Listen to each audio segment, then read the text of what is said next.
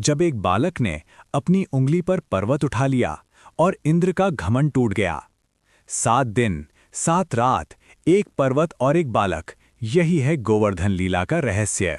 वो बालक कोई और नहीं बल्कि बालकृष्ण, जो स्वयं साक्षात श्री हरि थे। आइए जानते हैं श्री कृष्ण की गोवर्धन लीला।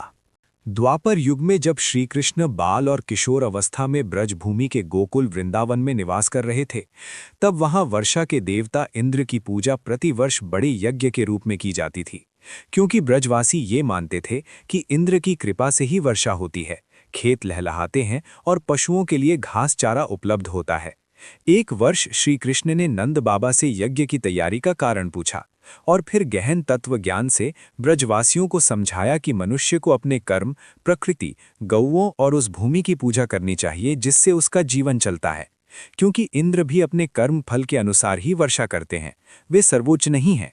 ये सुनकर नंद बाबा, उपनंद, ब्रज के ग्वाल बाल और गोपियां श्री कृष्ण की बातों से अत्यंत प्रभावित हुए और उन्होंने इंद्र पूजा त्याग कर गोवर्धन पर्वत की पूजा करने का निर्णय लिया।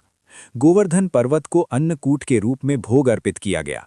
हजारों व्यंजन बनाए गए, गौओं की पूजा हुई और पूरी ब्रजभूमि में उत्सव का वातावरण छा गया, जिसे देखकर देवराज इंद्र का अहंकार जाग उठा और उन्होंने इसे अपना अपमान मानते हुए क्रोध में आकर मेघराज सांवर्तक बादलों और वायुदेव को आदेश दिया कि ब्रजभूमि पर प्रलयकारी वर्षा कर दी जाए। तत्पश्चात मूसलधार वर्षा, भयंकर आंधियां, बिजली और गर्जन से संपूर्ण ब्रज कांप उठा। नदियां उफान पर आ गईं, वृक्ष उखड़ने लगे और पशु पक्षी तथा मानव त्राही त्राही करने लगे। तब भयभीत ब्रजवासी अपने परिवारों और गौओं के साथ श्री कृष्ण की शरण में पहुंचे।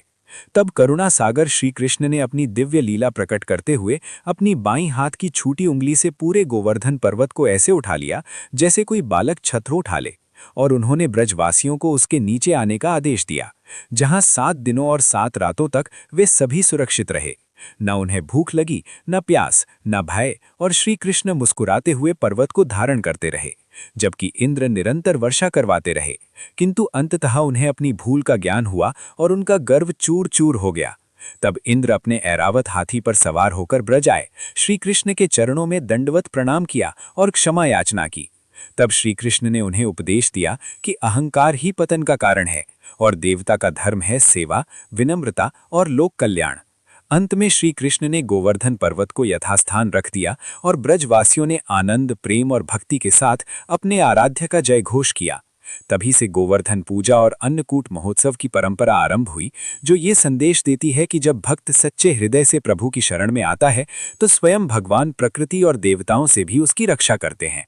अगर कथा से भक्ति की अनुभूति हुई हो तो लाइक करें, कमेंट में जय श्री कृष्ण लिखें और शेयर करें। धन्यवाद।